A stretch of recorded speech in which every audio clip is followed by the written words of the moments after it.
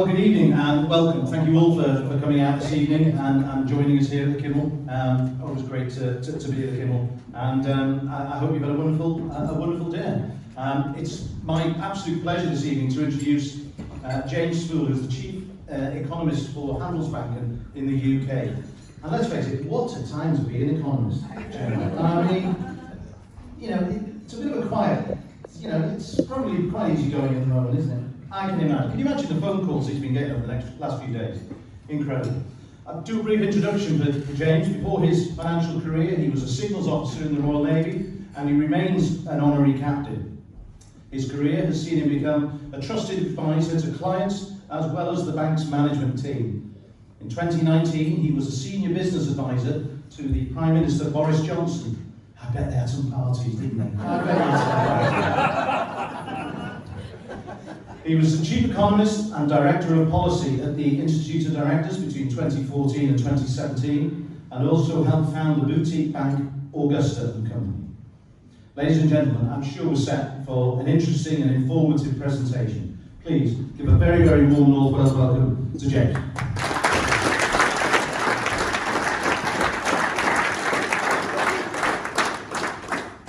Well, thanks so much, everyone, and it's a great pleasure for me to come up here and speak to all of you tonight. My favorite part of my job at Handelsbanken is actually coming and meeting business people around the country and listening to the stories, because businesses all have different stories, but they've all got interesting stories. How do you service your customers? And that's, I think, one of the things really got me interested in economics.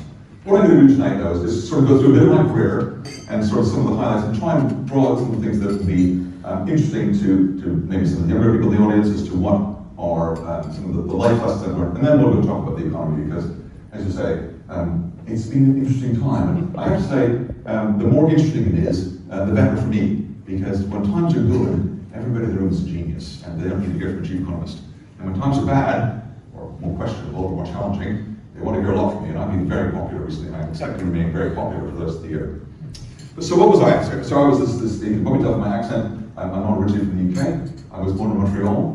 And when I was born in Montreal, it was 1/3 English and 2/3 French. And now it's 95% French. And nobody converted. They all just left. And that was my family, when we left. From the late 60s to the late 70s, Montreal just lost people all the time. The Parti Québécois, which is sort of the French equivalent or Canadian equivalent of the SNP, made us feel really unwelcome. So we all departed. Now I went down to the US for a bit, and then I moved over to the UK in the early 1980s. And I joined the Royal Navy, which was part of sort of the whole thing of my view in life was, imagine I had 10 million quid at the bank, which I don't. I wish I did, but I don't. And I thought to myself, how would I be here? What would I do with my life if I didn't have to think about earning lots of money? Earn some money, sure, but lots of money. And that was two interesting things, and that's, I hope, what I've done. So I joined the Navy, and I wanted to also have a period of adventure and a purpose as well. And I think back in the mid-1980s, joined the Navy meant essentially fighting the Cold War, which I believed in, and I still believe in. I still think it was a good thing to have done, something we had to do, and actually something, of course, that's come back into the news a lot recently in terms of what the need for armed services, etc. But the Navy also taught me a lot of other things as well. One was to plan and have an alternative plan, and plan what to do when the plan doesn't work at all. But just that's sort of a standard way that the military looks at things, and it's not a bad way to plan your own career, your own business thing as well. There's also a thing about leading through encouragement. I remember one of my captains, and the way that he would discipline one of the officers, said, "Come on, I know you're better than that. Not, you idiot, what have you done?" That guy went on to become a full admiral and etc., etc. So he deserved it, but I thought, there's good leadership. Watch that. That's how you motivate people, and it's extremely good. In the Navy, you can't promote anybody any faster, and you can't pay them any more.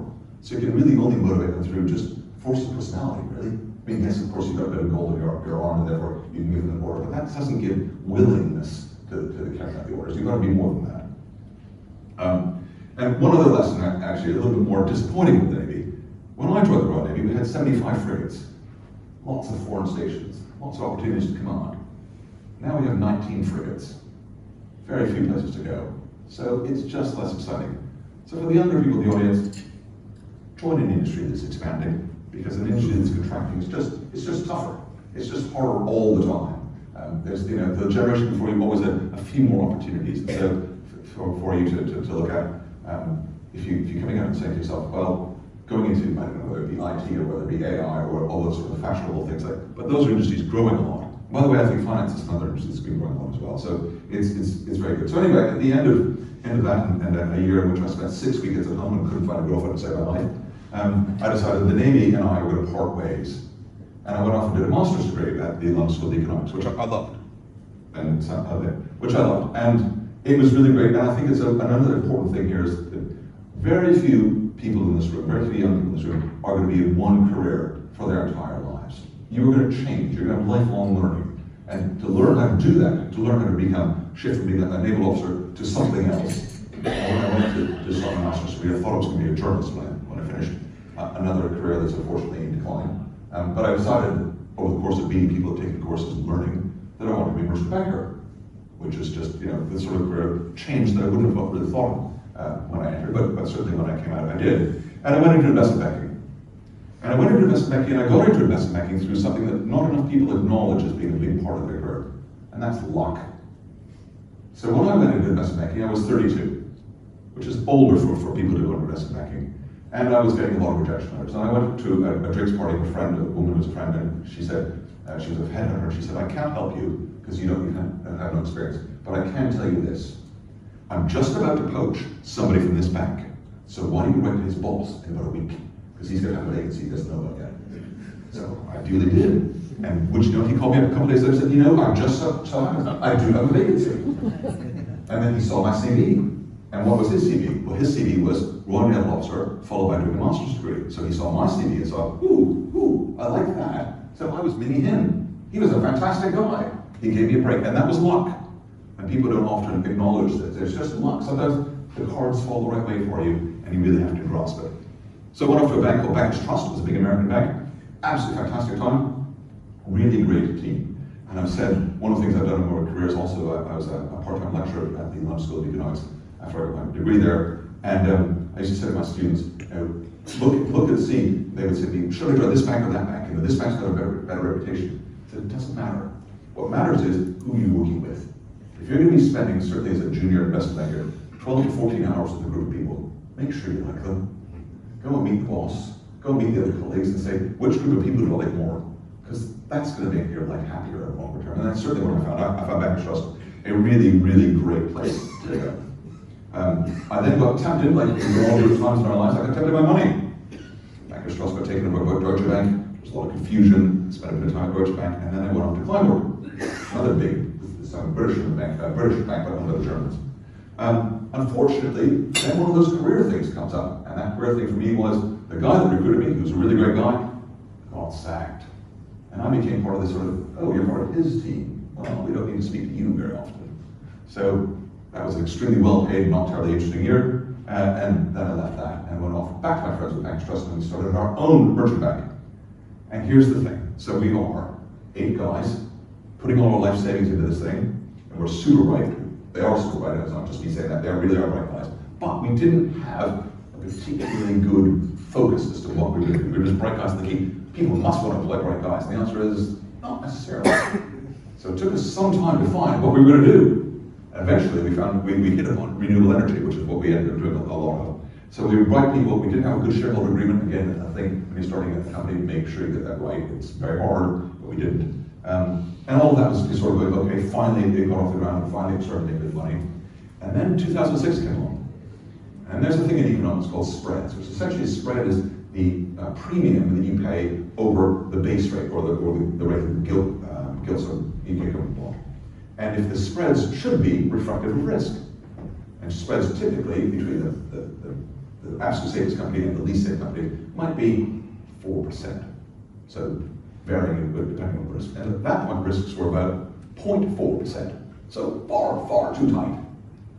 And my economics knowledge told me, when this corrects, and it will correct, it's not going to correct gradually. It's going to correct in one ginormous crash. So I was called up by a headhunter and I said, do you want to go and reorganize Accenture's research department? They've had a bit of a model, it's not performing terribly well, and we think you could probably straighten that out for them. So I thought, you know what? That sounds like a pretty good idea. And it's also interesting to say, not every career move that you're going to make, or that I've made, is necessarily sort of an ever gliding step upwards. Some of them are just sort of stepping sideways. And I thought, this would be good, it'd be good for a couple of years. And then, of course, we had a crash in 2007, 2008. And a couple of years became a bit longer than that because the world took longer to sort itself out than that. But never mind, it was a good place. We built a really good team. We did some really, really interesting work and helped a lot of clients, which of course is extremely, extremely important. That went on for a little while, and then I went over to the Institute of Directors. Now, one of the things that I've loved for a very long time is I love economics, and I love politics. I stood for Parliament myself in 2005. That was a really interesting experience. I stood in a constituency called Streatham, which is basically the southern half of Lambeth. So there were also nice bits of Clapham and some less nice bits. I had my mother out canvassing for me one day, and we sent her off down the very nicest street in the entire constituency, and she came back at lunch and said, I think you might win. And they're being nice to you, and B, we've sent you down the street that they're just going to vote for me, but not this. Anyway, I didn't win, but I had a really interesting time. Went into the prison, went into all the schools, I did lots of interesting things, went with the police. But that was not to be, and so I went back into economics, and I went to the Institute of Directors, as I say, where I became the head of policy, and the chief economist there, and that was fascinating. As the Institute of Directors, you get an enormous exposure to lots of senior politicians. I would have monthly meetings with the Chancellor. I would see the Prime Minister four or five times a year. We got real access to senior politicians and saw a lot of how a lot of that worked. And again, we built a really great team. And I was just very, very proud of the fact. Our biggest rival was the Federation of British Industry, the CBI, which I know that some of you know very, very well. And we were pleased about ourselves because what did we do? We managed on about 20% of the budget that the CBI had to achieve about 80% of what they achieved. So I always thought that was extremely good value. There's always this 80-20 rule that people talk about, and I think Malcolm Bell talks about it, and the tipping point. People notice when anything goes over 20%. But what we did was we were constantly thinking, just be quick. And so, for instance, in looking at how do you get comments into the press, people will just be quick.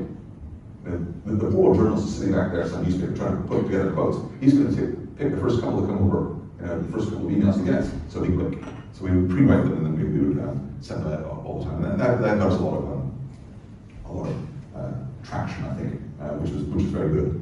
A new management there made some decisions. I moved on, and I went off to LEK, which is another big global management consultancy. That was really fun, really interesting people. A lot of times you do interesting things. They would say, for instance, a question that comes in. What is the capacity, what is the potential for petrol stations to West Africa? I know nothing about that. So you have to look at all sorts of different angles of it. How are you going to possibly conceive of how much of that is, how many cars do they have right now? How many cars might they have? At what point of wealth do people start to buy cars? Actually, it's not what point do they start to buy cars, it's what point do they start to buy new cars. Used cars. And so you would find, and so we did a big calculation and looked at the potential for that growth, and therefore how many miles it would, and we came up with an answer. So it was creative and interesting and all that. And that went on for a couple of years. And then I got a call in one of those sort of things that just sometimes happens in life, particularly if you're lucky. I've been lucky on a number of occasions. And it was from a chap who then became my boss, and he said, I'm putting together a team of people to go into number 10 Downing Street with Boris Johnson. Would you like to be part of that team? And I said, actually, I would. That'd be really interesting. So I went over to number 10 Downing Street. Number 10 Downing Street, so it looks like it's, if you've seen pictures, maybe some of you have actually been there. If you've seen pictures, it's really nice. Publicly. Privately, you're working in some fairly ropey offices around the back. But the Prime Minister's office is even that's not all that nice. Not as nice as that should be, but never mind. So you're working, imagine working in a National Trust House with really good art. Except your desk is sort of coat around the back. That's sort of what working down is like.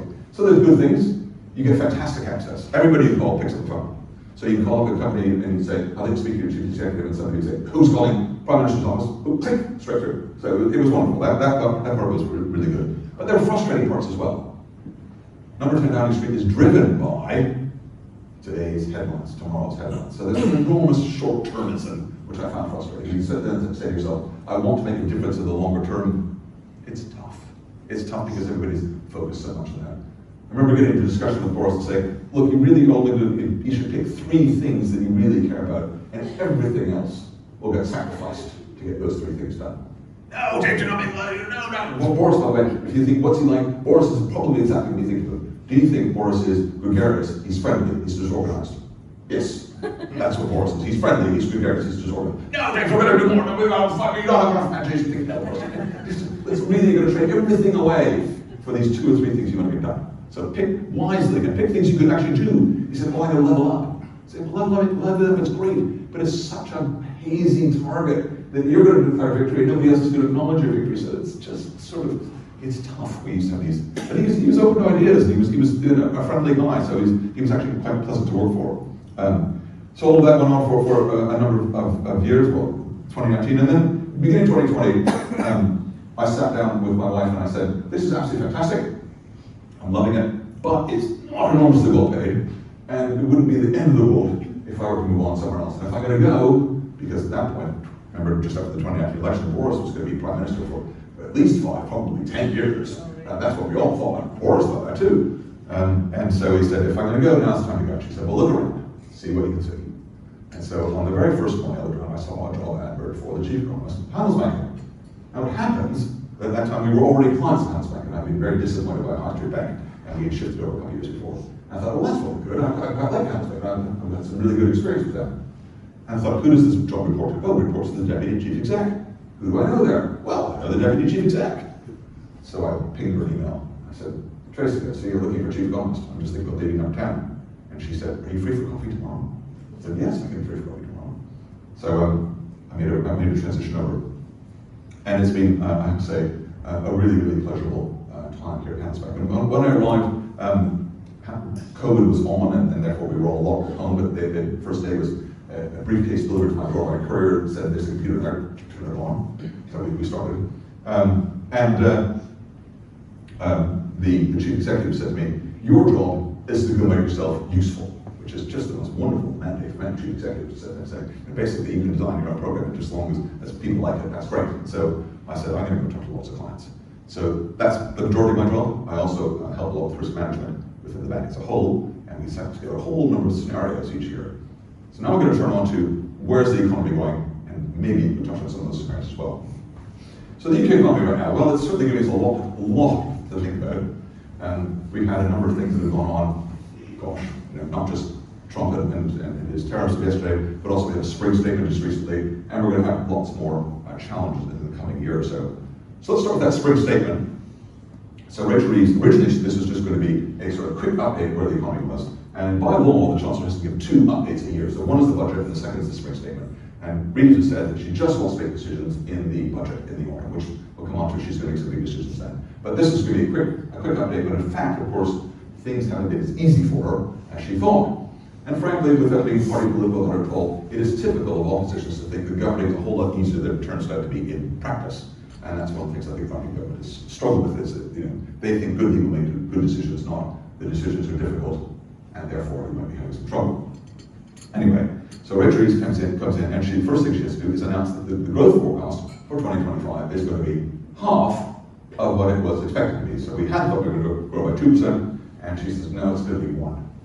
Now, Handelsbanken's forecast, if she'd been paying attention to my forecast, she would have said, we had 1.1 in there anyway, so it wasn't like we were surprised, but we thought this was going to be far too optimistic. I think we would have 2% in 2025. But don't worry, she said, next year, we're popping straight back up to just under 2, so 1.7, then 1.8, and 1.9 the year after that. Thinking, oh gosh, well, what's sitting behind that? This is fantastic. He said, well, productivity is going to rocket. Really? Okay, because British productivity has not been good recently. Not been really good since 2007. But if you look at the government's figures, in the spring statement, she says, no. Productivity is going to regain the path that we were on before 2007. And I think that will be just fantastic. It's completely unlikely, but it'll be fantastic if it happens. So it's sort of not quite winning the lottery, it's more likely than that, but not a whole lot more likely than that. So she thinks that. So what's going to drive up this productivity? Well, she said, it's going to be the British people are going to build lots more houses. Now, I don't doubt for a moment that we need more houses. If you look at the number of demographics in France, they're very, very similar to the demographics in the UK, similar number of people, similar number of old people, so baby boom, all very similar to ourselves and the French. The French have 37 million homes, and we have 30 million. So there is quite clearly a shortage, and if you look at it on a per capita basis, the only country with fewer homes per 1,000 people in Europe as a whole is Greece. So we're right at the bottom of the thing. So yes, we need to build more homes. And I speak to lots of people around the country, And I say to them, do you think we should build more homes? And they all go, yeah, I get it. I think we need to build more homes. So where should we build? And they go, oh, next village, not mine, next village. And that's the problem. The previous government, they also had a goal of building more homes. And they didn't meet the goal at all. And it wasn't for lack of trying, it's just because the goal is difficult. So I wish this government lots of luck. I just don't have an enormous amount of confidence they're going to meet that target. And if they don't meet that target, we're not going to get that productivity. If they don't get that productivity, we're certainly not going to meet that GDP forecast. So all that says, things aren't looking as brilliant as all that. So let's just talk quickly about inflation, and then interest rates, and then Mr. Trump. So what's been going on with inflation? Well, inflation, of course, when inflation is high, the Bank of England is completely incapable, or by mandate, not able to reduce interest rates. So we've had a period of pretty heightened inflation for quite a long time. I think the seeds of that were actually sown post-2007. So we had an enormous amount of expansion of the money supply. So for totally geeky economists like me, you look at this sort of thing and you think, if you're constantly pumping money into the economy, you will at some point get inflation. Now, we didn't get inflation in the way that we measure it, i.e. through salaries or oil prices, whatever. We got it in property prices. So this is one of the problems we had, property prices. Unfortunately, at the time we had a governor of the Bank of England who refused to put up interest rates. His name is Mark Carney. You might have heard of him. He's running for Prime Minister of Canada at the moment. I don't think he did a terribly good job, but that's beside the point.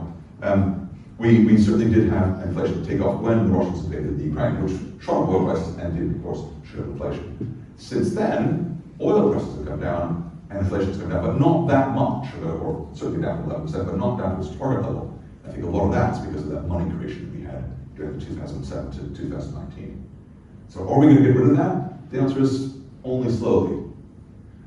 When I was lecturing at the LSE, I used to say to my students all the time, imagine the economy works a whole lot like you behave, just writ large. And so do you like to take a pay cut? No, you don't. Nobody likes to take a pay cut. So if you're in demand, do you try and push your boss for as much as you're going to get? Yeah, you do pretty much. And in economics, we call it decoupling. So are people now making demands on for pay that are not coupled to either productivity or inflation? The answer is yes, they are. And that's a problem.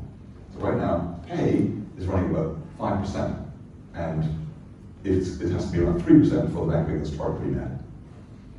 And that's just not happening quickly. And that means inflation's not coming down quickly. And that means interest rates aren't coming down quickly. So we think there's going to be one, maybe two more 25 basis point cuts. This year, probably 50 basis points. My schedule right now is June and February, but could easily be December.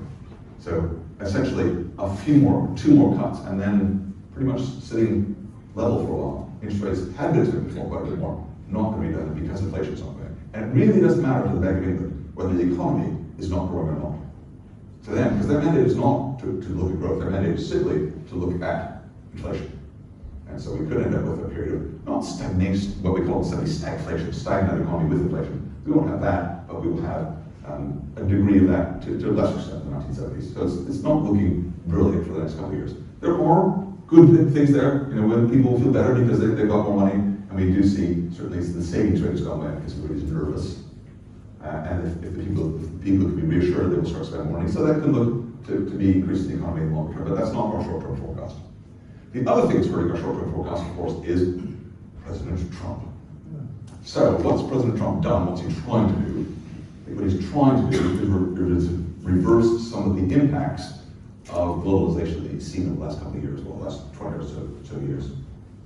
And remember, globalization, I'm a big fan of globalization. I think it's a very good thing. I think the vast majority of people have benefited from it. But when I say vast majority, I don't mean all. And there have been sections of society, both here in the UK, but also in the US, which have not done well. And it's typically been people who are in blue-collar jobs who are probably relatively well paid in the previous type of economy, but now that those jobs have been shifted to other places overseas, they are struggling. And those are often the people who've been supporting Trump. And he's really focusing on them. So what are the likely effects of all this? Well, one of the things is what he hopes is that, for instance, US car manufacturers, when making their new supply chain discussions, will say to themselves, better not depend upon the Mexicans or the Canadians, let's actually do it here, because we don't want to get caught out like we got caught out by Trump's tariffs. And he probably has a point there. It's not going to be a point in terms of, it's not going to make the cars cheaper, in fact, it's going to be more expensive. And it's not going to be quick either. Remember, globalization itself took 30 years. Reversing it, even if he does reverse all parts of it, it's going to take at least 10 years because people don't rip up their existing supply chains to reorient everything. That's too difficult. But they'll just say, in future, we'll plan it in a different way. so that the turnover will come, but it'll be slow.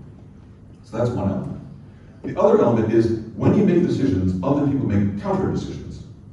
So I'm reminded that in the early 1970s, President Nixon of the US, he put together a plan that was never executed to restrict vegetable oil sales to Europe. So they had a bad soybean and bad corn crop in the US. They were not going to export vegetable oil. Europe responded with a whole new set of rules around soybean support through the Common Agricultural Policy. That still exists. The whole overly generous soybean regime still exists for a tariff that was not brought in 50 years ago. So look for reactions to these tariffs, which would be very long term, and doesn't even really matter if the tariffs come through. I mean, I think they are going through in this case, but it doesn't really matter if they don't come through. The reaction is going to be very long in the process. And so, for instance, we can already see some European countries saying, and I'm not disagreeing with this, and I can see the points, the problems on each side, that they don't want to buy F-35 fighter jets from the US. Now, the F-35 is, by all accounts, the most advanced fighter jet in the world, but it's very expensive. So, would you as the Danish Air Force rather have F-35s very expensive from an ally that you don't think is as trustworthy as you might have thought, or are you going to buy a slightly cheaper version from the Swedes or the French or somebody else? Those are questions, and once you start to push your fleet one way, it doesn't get pushed back another way very quickly. So I suspect we're going to see some of the longer term effects coming through in all these Trump tariffs. The other element that's really going to be making a big difference is, if we think about a stock price, what is a stock price? It's really two elements. One is corporate earnings, which is sort of tied to GDP. How's the economy doing? How's this company doing within the economy? Maybe they're gaining market share, maybe they're not. But essentially there is a real world tie-in that you can see on it. The other element is how much are you willing to pay for the future stream of earnings that that company is generating, which essentially was measured by the price to earnings ratio, the price of the stocks to underlying earnings. And that varies a lot, and it really varies depending on confidence. And so if you're pretty confident, all of a sudden you're willing to pay a lot for a future stream of earnings from a company. But if you start to lose confidence, you want to pay much less. So that number is very much more volatile than the company earnings themselves. So if we think right now, oh, well, look at Trump's tariffs, and look at them in comparison to the UK economy. So Jaguar Land Rover is going to have a tough time. I think people pretty much acknowledge that's going to be the case. And how much of it is the car industry worth to the UK as a whole? Not that big a deal, really. How much is Jaguar as a part of the car industry? Well, it's a small piece. If you look at it, in total, it's estimated that the UK economy might be dropping by about 0.2, which is not welcome, particularly because, as I was saying a moment ago, growth is not there. But at the same time, it's not the end of the world. But what about confidence? All of a sudden, that number, so if you're thinking, you're not going to see a big drop in actual sales, but you're going to see a big drop in confidence. That will start to take down people's pension funds in a pretty big way. And then the question becomes, for economists, how do people react to that? Now, if I ask most people in this room, I'm assuming a good number of people in this room are owner-occupiers of their own house, and if I ask you, how much is your house worth? People are going to have a pretty shrewd idea. People know across the UK, 2/3 of people in the UK are homeowners. And you ask them, and we've done this in surveys, do you know how much your house is worth? And everybody's gone into Zoopla, and while they're busy checking out the neighbor's house price, they're also checking out their own. And that's pretty normal. And you ask them, how much is your pension fund worth? And they've got only the haziest idea of what's going on. Some people really follow it assiduously, but a lot of people don't. And that's important because, of course, it starts to say, do you respond as a consumer and your confidence levels to your house price? Yes, we do. We know that's the case. Do you respond in a similar way to the share prices in your portfolio, in your pension fund? And that's less clear. But it is clear in the US. In the US, they do follow a bit more. We can see more evidence of that. So if President Trump takes down the value of stocks because people start to get worried and people start to see their pension funds, oh gosh, I've lost 15, 20% of my pension fund, they're not going to be happy. And they might start to tell their congressman, I'm not very happy. And that congressman will start saying, hey, Mr. President, I'm not so sure about this stuff. So we'll have to see how it goes. It's going to be an interesting few months. I'm just going to close off with one thing I'm often asked is about what's the prospects for the UK in the longer term? And I want to sort of finish on a positive note because it's really easy to be too gloomy all the time. And I'm not gloomy, actually. I'm really excited. One of the things that's, I think, true of the world as a whole is that we are standing at a period of real technological change. And that real technological change is absolutely fascinating and could be an enormous boost. And the real question is going to be, which countries, which societies, economies are able to grasp that opportunity, which ones are able to sort of let it pass them by. So there is no way to measure sort of economic agility and sort of how much do you grasp that. So I use as a proxy entrepreneurship. And so for entrepreneurship, I look at a thing called the Global Entrepreneurship Monitor, which is it's about 40 universities around the world, and they have a really basic measure of entrepreneurship. And they say, are you working for a company that's been around for less than 3 years? That's it. That's a really good definition. It's good because you can take it anywhere. And so in the year 2000, when they first collected this data, 6% of people in the UK were working for an entrepreneurial company, and about 12% of Americans were working. But we know the US is pretty entrepreneurial. And today, about 12% of British people are working for an entrepreneurial company, and about 18% of Americans are working for that kind of company. So we see, it's been growing, sort of what you expect. And then we look, what's the most entrepreneurial country in the world? Nobody ever guesses, it's Zambia. You think, why is it Zambia? And the answer is because if you're not an entrepreneur in Zambia, what are you doing? There just isn't much else. You're the peasant farmer or you're an entrepreneur. So you don't want to be Zambia. That's what they call forced entrepreneurship. There's not enough opportunities, so you can go and start your own business, and you don't do very much. And the least entrepreneurial country in the world, it's less than 2% of people are entrepreneurs. Again, I know the answer, so it's obvious. It's Russia. Some say Russia doesn't have entrepreneurs. What's the first thing you do as a Russian entrepreneur? You move. So I don't say here. I go to Stockholm or Berlin or London or San Francisco. I leave. I don't want to be my company Vladimir Putin. So you don't want to be Zambia with the opportunity. You don't want to be Russia with the opportunity is going to be taken away from you. So you want to be in the middle somewhere. And actually, of the large countries in Europe, the UK is the top. There are small countries in Europe that are more entrepreneurial than us. It tends to be ex-communist countries where there just weren't any big companies, or the Nordics. So there's sort of a curve of entrepreneurialism which sits across Europe. And it's the UK, Ireland, the Netherlands, and all those Nordics and up to the Baltic states. And those are the places where people start companies. And you don't start a company because you sit there and think, I want to do what everybody else is doing. You're starting a company because you think, I can build a better mousetrap. I can provide a better service. I can provide a better company here. Let me try. And that type of optimism is absolutely critical to getting long-term growth. And that's why, ultimately, I have a lot of faith in the British economy. But we're going to have a couple of years where it's going to be a little bit more dead. So thank you very much. Very happy to answer questions.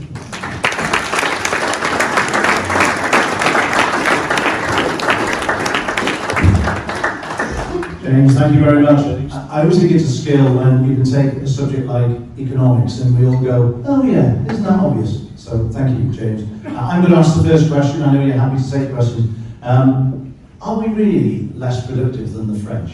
I can't believe a Frenchman is 20% more productive than we are. So what's the problem in the UK? Yeah. So according to the data, we are all sorts of things coming here. I don't like productivity data. I don't like productivity data because I think it's really hard to measure. And I think, just think of your own life, and when productivity data was first devised, it was devised back in the 1930s when we were trying to sort of beat the Great Depression. And it's how much steel, how much glass, how much rubber goes into the factory, how many people go in, how many cars come out. It was pretty obvious. And if you used less people hours or more or less steel to make the car that came out of the other end, that was productivity increases. So I get that. But today, we're about service industries. And how do you measure a service industry? How do you measure my own getting more productive? How do you measure Handelsbanken bankers being more productive? It's really hard. And they sort of say, oh, it's the number of hours worked. Yeah, but what happens if you're walking the dog on Saturday morning and that's when it thinks, oh, that's the... No, sorry, it didn't happen within office hours, so it doesn't count as productivity. Rubbish. Anyway, so that's one issue about productivity. Are we more productive, or are the French more productive than us? The answer is yes. But I have a magic wand, and I can make the British people more productive very, very quickly. What I can do is, in the way that magic wand around, I can make about 8% of the people in this country unemployed. And that's really bad for them. It's not good for society, but it does raise their productivity figures. Because you just take the 8% least productive people out of the economy altogether, welcome to France. So if you want to do it, it's a really good thing you can do, but it's not going to be good for the economy. So if you look at two other countries that are interesting, one is Germany, and the other is the US. So Germany overinvests. Now, we underinvest, and there's all sorts of reasons why, and actually the inheritance tax rules that just came out are going to be really detrimental to this. But Germany overinvests. So let me set the scene slightly. German corporation tax is traditionally very high. At one point it was as much as 50%, but now it's down to 30%. Still very high, enough that corporations want to avoid them. So the Germans say, much more manufacturing-based economy, so much more machinery purchased. And they say, we'll give you accelerated depreciation which means that if you bought a machine for £1 million, you should be able to write that machine down and it's going to last 10 years. £100,000 a year you can write off against your taxes. They give you accelerated depreciation, which means you can front load it, which means you can take £300,000 or £333,000 off the first 3 years. In year 3, your tax shield is gone. What do you want to do? Do you want to expose your earnings to that high corporation tax? No, you don't. Sell a machine and buy a new one. Oh, that's good. Well, that gives you another tax shield, so that's a deal. But the problem there is, you're replacing your capital stock so quickly. What do you think your return on capital is? But your productivity looks good because you're producing off some machine. Your ultimate returns to shareholders are terrible. Think of it this way, what's the ultimate result of this? The average German is actually paid more than the average person in the UK. They save more than the average person in the UK, and they have less savings. How do you get that? Because you save so ineffectively. You don't ever put the money into stocks and bonds because you just put it into a plain old savings account. A plain old savings account can be right at times, and part of your money should be in there. But you should also be looking at longer term things as well, and the term stuff. So that's why they end up poor. The final one is the US. The US. So the US has really, really good productivity, much better than Europe as a whole.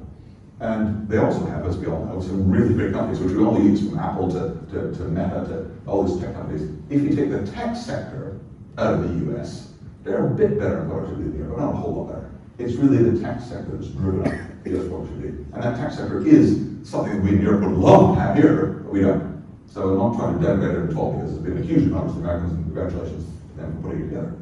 But it's certainly, their normal companies are not that different from European companies either. So long answer, but hopefully enlightening. Other questions? With the Labour government coming in, and they made some quite significant changes to inheritance tax, capital gains tax, and there was some stats in the press that there was a millionaire leaving the UK every 45 minutes last year. I'm just interested to know how much of an effect you think that's going to have, and Rachel Reeves has come out and put her fiscal rules and how they're going to stick to those, and whether you think they're going to be able to do that when it comes to the next budget. Gosh, lots of questions there.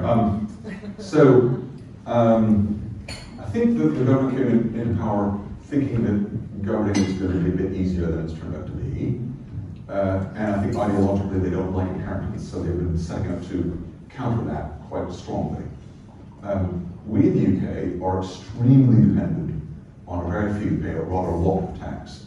So we know that 1% pay about 28% of the total tax income tax take, and that the top 10% pay about 55-60% of the total tax. So if you were a company and you had that kind of dependence on a very few pay, most of you know the birthdays of all the kids, for instance, they couldn't be a bad friend of yours if you got 1% of your clients responsible for 28% of your revenues. Unfortunately, that's not the view the government's taken. They've gone after these people as if they won't move. It is taken as read by the Labour government that they wouldn't move, and I think that they're going to be tested on that quite significantly. The other thing that's happening, of course, is that the most common form of tax avoidance, evasion obviously is legal, avoidance is totally illegal. What's the most common form of tax avoidance in the UK? Don't work. Just, I can't be bothered. And we can see, for instance, in the big tax revenue month every year is January, because of course taxes come due at the end of January. And so typically the Treasury, the money floods into January. They have a huge positive balance. That positive balance this year was about 20% below expectation. And the reason it's below expectation is because lots of self-employed people are not earning as much. Now, are they not earning as much because they simply weren't earning as much, i.e. business wasn't as good, or are they stopping earning once they approach one of the big tax thresholds at the 50,000 or 100,000 pounds? We're not able to really tell, but suspicion is particularly around that 100,000 when you go over that 100,000 and your marginal tax rate pops to 62-63%, people go, I can't be bothered. So we're seeing some of the really negative effects of that coming through.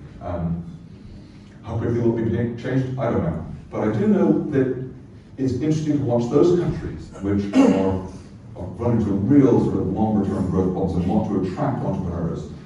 What's one of the things that they do? And this is, you know, it's Sweden, it's Canada, it's Italy, it's Portugal. They eliminate inheritance tax. It doesn't raise very much. It's really a political tax more than a revenue raiser. They may talk about how many nurses they're going to purchase with it, but in reality, it's not a revenue raiser. It's all about political messaging. Any more questions? You didn't get too deeply into Brexit. I know you work for Boris. What sort of fiscal drag does that add on the UK economy that's leaving Europe? So there's been lots of debate about how much the cost of Brexit has been the thing, and there's still lots of debate. I think there was expectations of it being a big boost. There was expectations of other people of it being a bigger drag than it's been. I think it's been a lot more muddled through than people would expect. And I think that Bill Gates, who says this about technology, Bill Gates' phrase about technology is the impact of technology is significantly overestimated in the short term and underestimated in the long term. And I think very similar to Brexit. Where we're going to end up as a result of Brexit is very different from where we would have, but the short term is less significant than we expected it to be. Putting my cards on the table, I would not have worked for Boris in High Street had I not been in favour of Brexit. That's just, you would, as a political spans, you had to be ideologically aligned with the Prime Minister. There were lots of civil servants in High Street who were not politically aligned with him, so there were lots of people who had different opinions on that. What do we expect as a result of Brexit? And sort of people say, oh, there's going to be a 5% loss to the UK economy, etc. How they tend to measure that is they say, here's where we are now, and here's our expected growth rate over the next, say, 20 years, and here's the expected growth rate, usually based upon what they call the gravity trade model, which is say you trade more people close to you, and it's going to be somewhat lower. And the difference between those two is X percent, say 5%, 10%, whatever they figure they've done. I think that that's frankly nonsense. I think it's nonsense because the idea that you can predict where we're going to be in 20 years' time on some sort of long-term growth forecast is extraordinarily difficult, and if you get even partly close, it's more luck than judgment. So I think that the things that are going to determine whether a country is successful or not, what is referring to a moment ago in terms of, are you agile, are you grasping opportunities? And one of the things I think that ultimately convinced me that Brexit was probably a good idea, and I was not a sort of flag-waving, Nigel Farage cheering Brexiteer at all. It was very much a divided opinion. My wife and I sat there and hemmed and hawed until the morning of the vote. But it was looking and saying, if we've got a lot of technological change in the country, and a lot of people are going to find that challenging, and we know that people find big change challenging. So you want a government that's close to you, and that pays attention to the needs of you on the ground. It doesn't sort of retreat off to some distant place and says, I just can't be bothered to look at you, and I don't have a direct connection to people on the ground. If I were to define a government that sort of epitomizes that, it would be the EU. It's quite distant. It really doesn't pay attention to people's needs on the ground in the way that I think it should. And ultimately, that's going to be an inhibitor of long-term growth because people will not give the government of the day the permission to make the changes necessary to get the growth going. So I appreciate it's been tough for some people. I appreciate that some people still don't like it. But I think ultimately, even if the vote on the other way would not be advocated for another vote, I think we should have another vote. And the country does not want to go through that strained circumstances all over again. So. Great. Okay, thank you, James. Thank you very much. Right.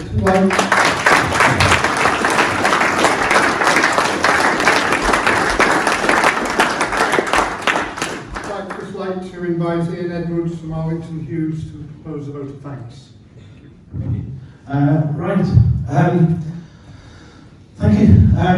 Obviously, such a quick and impressive CV.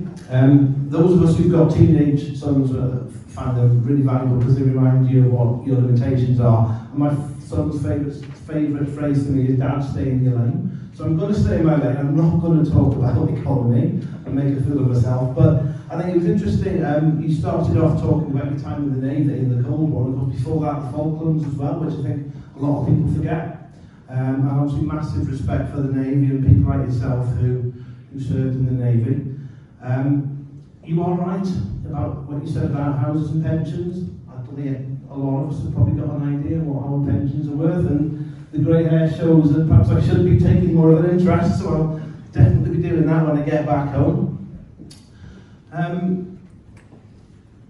I think coming out and hearing about Boris Johnson and Donald Trump, I mean, to have that access to people like Boris Johnson and to hear it as it was is massive insight, because of course we only get to hear what the press tell us, whatever you think of it. So that for me I thought was a fantastic talk. You covered so much, and obviously so many high-powered jobs that were just awesome to sort of hear about that. So So just really appreciate